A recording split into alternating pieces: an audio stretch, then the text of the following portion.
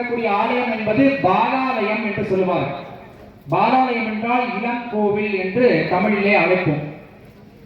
இறைவன் திருப்பணிக்காக கருவறையிலே இருந்து இதே போல் யாக வழிபாடுகள் எல்லாம் செய்வித்து 6 மாத அளவிலே திருப்பணி வேலைகள் இருந்தால் கண்ணாடியிலும், வருடக்கணக்காக திருப்பணிகள் நடைபெற்றால் அத்திமரம் போன்ற மரத்திலே இறைவனை எழுந்தருளச் செய்து அங்கே பூஜை நித்திய பூஜை எல்லாம் செய்விக்கக்கூடிய இடம் பாலாலயம் என்று சொல்வார். அப்பர் சுவாமிகள், திருநாவுக்கரசு சுவாமிகள் என்று சொல்லக்கூடிய அப்பர் சுவாமிகள் திரு மீயச்சூர் என்கின்ற கஷேத்திரத்திற்கு வரும்பொழுது எம்பெருமான் இளங்கோவிலே இருந்து அருள் பாலித்தாராம். அந்த திருமீயச்சூரிலே இருக்கக்கூடிய தேவார பதிகத்திலே திருமீயச்சூர் இளங்கோவிலே, திருமீயச்சூர் இளங்கோவிலே என்று பதிகம் பாடியிருக்கின்றார் அப்பர் சுவாமிகள்.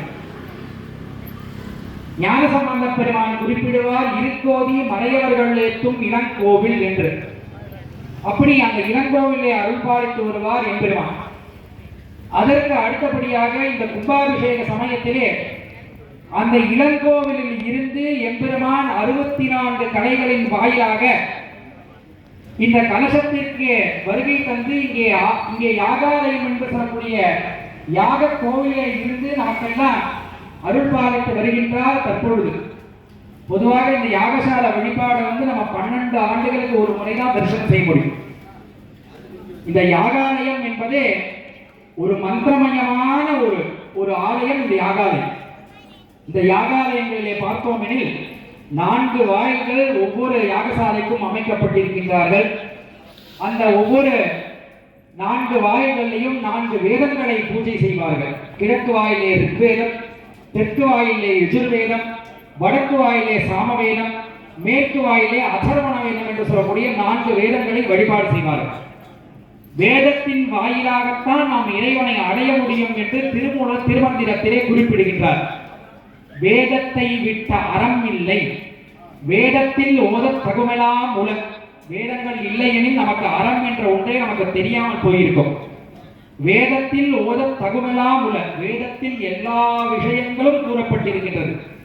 தக்க வாதத்தை விட்டு மதிஞர்கள் வளமுற்ற, அதாவது வேதம் என்பது பிற மொழிகளிலே இருக்கின்றது என்று அறியாமையிலே உள்ளவர்கள் தான் சிந்திப்பார்கள். பொதுவாக இன்றைக்கெல்லாம் மொழி பிரச்சனை பலவாறாக வெளிவந்து கொண்டிருக்கின்றது. அப்பர் சுவாமிகள் குறிப்பிடுவார், வடமொழியும் தென் தமிழும் மறைகள் 4ம் ஆயினான் கான் என்று திருத்தாண்டகத்திலே குறிப்பிடுவார். இந்த வேதமும் சிவாகமும் இறைவனாலே அருளப்பட்டவை. ஞானசம்பந்தர் வைத்தீஸ்வரன் கோயில் பதிகத்திலே குறிப்பிடுவார், வேதத்தின் மந்திரத்தால் என் மணலே சிவமாக.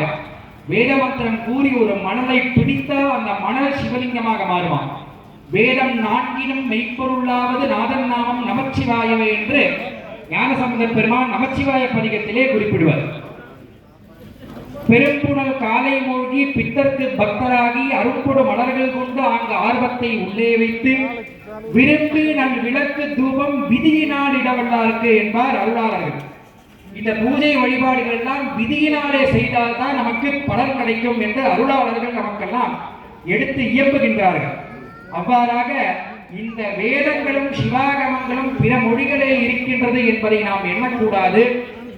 இதெல்லாம் இறைவனாலே அருளப்பட்டவை. அதை திருமூலர் திருமந்திரத்திலே குறிப்பிடுகிறார். வேதமோடு ஆகமம் மெய்யாம் இறைவன் நூல் என்கின்றார் திருமூலர் திருமந்திரத்திலே. வேத நூல் சைவ நூல் என்று 2 நூல்கள், வேறு உரைக்கும் நூல் இவைகளில் இருந்து விரித்த நூல்கள் என்று சிவஞான சித்தியாரிலே அருள்நந்தி சிவாச்சாரியார் குறிப்பிடுகிறார். அப்பேற்பட்ட இந்த வேதங்களை இங்கே 4 வாயில்களையும் பூஜை செய்கின்றார்கள். தர்க்கவாதத்தை விட்டு மனிதர்கள் வளமுற்ற வேதத்தை ஓதியே வீடு பெற்றார்களே என்கின்றார் திருமூலர் திருமந்திரத்தில். அவ்வாறாக இங்கே 4 வாயில்களையும் இறைவன் வேத வடிவத்திலே இருக்கின்றார். அந்த வேத வடிவத்திலே இருக்கக்கூடிய தெய்வங்களை இங்கே 4 வாயில்களிலே பூஜை செய்கின்றார்கள். இங்கே எண்ணிறைந்த கலசங்கள் வைத்திருக்கின்றார்கள். இந்த கலசத்திற்கு இறைவன் வருவதற்கு முன்பாக இதற்கு பெயர் கலசம், குடம் என்று பெயர். ஆனால் இறைவன் வந்துவிட்டால் இதற்கு கும்பம் என்று பெயர். நம்ம பத்திரிகையிலே குறிப்பிடும் பொழுது கூட கும்பாபிஷேகம் என்றுதான் குறிப்பிடுவோமே தவிர கலசாபிஷேகம் என்று குறிப்பிட மாட்டோம். ஏனெனில் யோக பயிற்சி செய்தவர்களுக்கு தெரியும் 3 படிநிலைகளில் யோக பயிற்சியை நமக்கு சொல்லிக் கொடுப்பார்கள்.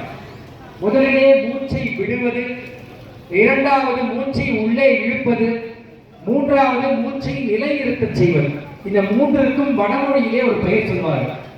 மூச்சை விடுவதற்கு ரேச்சகம் என்று பெயர், மூச்சை உள்ளே இழுப்பதற்கு பூரகம் என்று பெயர், மூச்சை நிலைநிறுத்தச் செய்வதற்கு கும்பகம் என்று பெயர். நாம் சொல்லக்கூடிய இந்த மந்திரங்களையும் நீங்கள் செய்யக்கூடிய பிரார்த்தனைகளையும் இறைவனிடத்திலே நிலைநிறுத்தச் செய்வது எதுவோ அதற்கு பேர் கும்பம் என்று பெயர். இறைவன் பிரளய காலத்திலே கும்ப வடிவத்திலே மிதந்தாராம். அதனால்தான் கும்பகோணத்திலே எம்பெருமான் கும்ப வடிவத்திலே ஆதி கும்பேஸ்வரராக, ஆதி என்றால் தொடக்க காலத்திலிருந்து இருக்கக்கூடியவர் என்று பேர், ஆதி கும்பேஸ்வரர் என்று கும்பகோணத்திலே இருக்கக்கூடிய இறைவன் கும்ப வடிவத்திலே இருக்கிறார். அவருக்கு இந்த கும்பேஸ்வரர் என்று திருப்பெயர் விளங்கும்.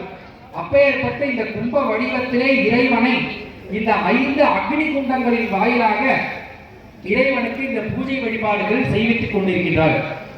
இந்த கும்பத்திற்கு பலவிதமான நூல்களினாலே சுத்தப்பட்டிருக்கின்றது. நமக்கெல்லாம் உடம்பிலே மொத்தம் 72,000 நரம்புகள் இருக்கு. அந்த 72,000 நரம்புகளும் இங்கே இறைவனுக்கு நூல்களாக சுத்தப்பட்டிருக்கின்றது. நம் உடம்பிலே வெள்ளை அணுக்கள், சிவப்பு அணுக்கள் என்று அணுக்கள் ஆனது இருக்கப்படும். அந்த அணுக்களை எல்லாம் குறிக்கும் வண்ணமாக இறைவனுடைய இந்த தீர்த்தத்திலே ஏலக்காய், ஜாதிக்காய், ஜாதிப்பத்தி, பச்சை கற்பூரம் போன்ற வாசனை பொருட்களினாலே அலங்கரிப்பார்கள். அவைகள் எல்லாம் அணுக்களாக சொல்லப்பட்டிருக்கின்றது. நமக்கு எப்படி தேகத்திலே உதிரம் என்று சொல்லக்கூடிய ரத்தம் விளங்குகின்றதோ அவ்வாறாக இறைவனுக்கு கங்கை, யமுனை, நர்மதை, சரஸ்வதி, சிந்து, காவேரி, குமாரி என்று சொல்லக்கூடிய 7 நதிகளிலே இருந்து கொண்டு வரப்பட்ட தீர்த்தங்களானது இறைவனுக்கு உதிரமாக சொல்லப்படுகின்றது. நமக்கெல்லாம் எப்படி சிகை என்று சொல்லக்கூடிய கூந்தல் விளங்குகின்றதோ அவ்வாறாக இறைவனுக்கு இந்த மாவிளையானது கூந்தலாக சொல்லப்படுகின்றது. நமக்கு எப்படி முகம் இருக்கின்றனவோ அவ்வாறாக இறைவனுக்கு இந்த தேங்காய் என்பது முகமாக கருதப்படுகின்றது. அந்த தேங்காவின் நாரை நாம் உரித்து பார்த்தோமெனில் முக்கண்கள் இருக்கும். நமக்கெல்லாம் 2 கண்கள் இருக்கின்றது. இறைவனுக்கு முக்கனுடைய கொழுந்தே என்று சொல்லுவார்கள். அவ்வாறாக அந்த தத்துவத்தை உணர்த்தும் வண்ணமாக இங்கே கலசத்திலே இறைவனுக்கு தேங்காய் என்பது முகமாக சூட்டப்படுகின்றது. இங்கே சொல்லக்கூடிய மந்திரங்களானது இறைவனுக்கு உயிர் சக்தியாக விளங்குகின்றது. அவ்வாறாக இறைவன் இந்த மந்திரமயமான வடிவத்திலே இறைவன் இங்கே யாகசாலையிலே எடுத்து நமக்கெல்லாம் அருள்பாலித்து வருகின்றார். இந்த வழிபாடுகள் எல்லாமே நாம் எல்லாம் உய்வு பெறும் வண்ணமாகத்தான் இந்த வழிபாடுகளை செய்கின்றோம். இந்த கும்பாபிஷேகம் என்பது ஓரறிவுள்ள ஜீவன்கள் முதல் 6 அறிவுள்ள ஜீவன்கள் வரை அனைத்து ஜீவன்களுக்கும் பெரும் பேற்றை தரக்கூடியதுதான் இந்த கும்பாபிஷேக வழிபாட்டினுடைய முக்கிய நோக்கம். நாம் எல்லாம் நமது இல்லத்திலே வழிபாடுகள் செய்வோம். அதற்கு காமிய யாகம் என்று பெயர். நம்மளுடைய வேண்டுதலுக்காக பொதுவாக 60 வயது, 70 வயது, 80 வயது போன்ற வயதுகளிலே ஆயுஷ் ஹோமம் என்ற ஹோமமானது நமது இல்லத்திலே நாம் எல்லாம் செய்வோம். அவைகள் எல்லாம் நாம் நன்மை பெரும் பொருட்டாக செய்யக்கூடிய வழிபாடு காமிய வழிபாடு என்று சொல்லக்கூடியது. இங்கே வழிபடக்கூடிய இந்த கும்பாபிஷேக நிகழ்ச்சி என்பது எல்லா உயிர்களுக்கும் நன்மை தர செய்வதே இந்த கும்பாபிஷேக வழிபாடு என்பதை இந்த தருணத்திலே சொல்லி, இந்த ஆலயம் என்பது பெரியோர்கள் நமக்கெல்லாம் வலியுறுத்துவார்கள். ஆலயம் தொழுவது சாலவும் நன்று என்று குறிப்பிடுவார்கள். இந்த ஆலயத்திற்கு வரும்பொழுது நாம் எப்படி இருக்க வேண்டும் எனில், சும்மாயிரு சொல்லல் என்றெழுமே அம்மாப்பொருள் ஒன்றும் அறிதிறனை என்பார் அருளார். நாம் எல்லாம் அமைதியாக இருந்து இந்த வழிபாட்டை கேட்கும் பொழுது, இந்த வழிபாட்டை தரிசிக்கும் பொழுது நமக்கு எண்ணற்ற பலன்கள் நமக்கு கிடைக்கும். வள்ளுவ பெருந்தகை சொல்லுவார், செல்வத்துள் செல்வம் செவிச்செல்வம், அச்செல்வம் செல்வத்துள் எல்லாம் தலை, இணைத்தானும் நல்லவை கேட்க அனைத்தானும் ஆண்ட பெருமை தரும் என்று வள்ளுவ பெருந்தகை நமக்கெல்லாம் குறிப்பிடுவார். இந்த வேத மந்திரங்களும் சிவாகம மந்திரங்களும் இந்த திருமுறை பாராயணங்களும் இந்த நாதஸ்வர வித்வான்கள் இசைக்கக்கூடிய அந்த வாத்திய கோஷங்கள் எல்லாமே நமக்கு ஒரு பெரிய ஒரு இறைவனிடத்திலே செல்லக்கூடிய ஒரு திருவுருளை தருவதே இந்த மந்திரங்கள். ஆகையால் பக்த பெருமக்கள் நடக்க இருக்கக்கூடிய 3-4 கால யாக வழிபாட்டிலேயும் இதே போல் கலந்து கொண்டு இந்த உயர்ந்த தத்துவங்களாக சொல்லக்கூடிய இந்த வழிபாட்டினுடைய மகத்துவங்களை எல்லாம் காதாலே கேட்டு